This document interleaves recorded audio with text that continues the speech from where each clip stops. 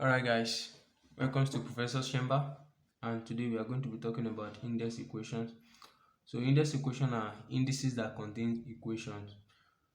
So for example, if you have an indices, if you are given an indices and it has an equation, then such an equation is called index equation. So look at this one. It says solve the following index equation. Solve the following index equation. As you can see, solve the following index equation. So number one, 3 raised to the power of x, which is equal to 81. So in order for you to solve any index equation, what you need to do is you need to simplify it by making by by or everything you are given, you express it in the index form.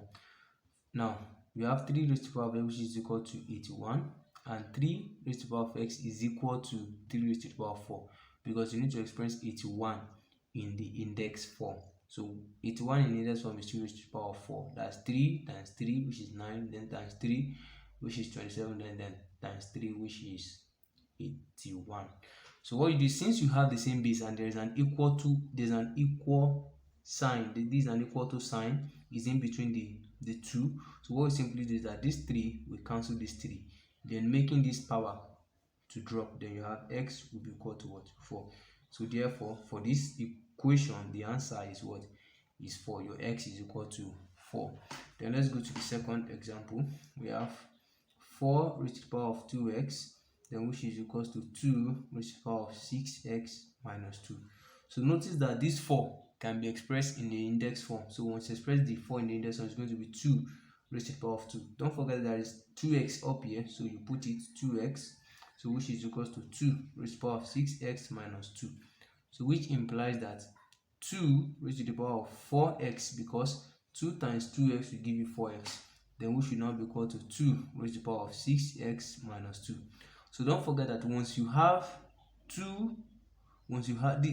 is indices, and don't forget that there's an equal to sign between these two. So once you have that, you simply cancel these two will simply cancel each other, then this power will drop. It's going to be 4x, which is equals to 6x minus 2. So this is a simple equation. So you simply express it as, so you have 4x, then you collect the like term, 6x, that's minus 6x, which is equals to minus 2. Now this minus this will give you what? Minus 2x, which is equals to negative 2. Then once you divide by negative 2, so your x is equals to minus 2 divided by minus 2, which is equals to what? 1. So that is for that. Then for the last example, that is x raised to the power of x square root of x, then which is equals to x, then square root of x raised to the power of x. So in solving this kind of question, it implies that this one can be x raised to the power of x, then multiply by x raised to the power of 1 over 2, because this square root means 1 over 2, then which is equal to, that is x, then square root of what? Of x, then raised to the power of what? Of x. So you continue by saying x, then you have x multiplied by x raised to the power of 1 over 2, then which will give you, then you express this one. Don't forget there's a law that says that once you have something like this, it's the same thing as x raised to the power of x, that is the x here, then multiply by, you have, then this is x raised to the power of 1 over 2, then also this x will also affect it.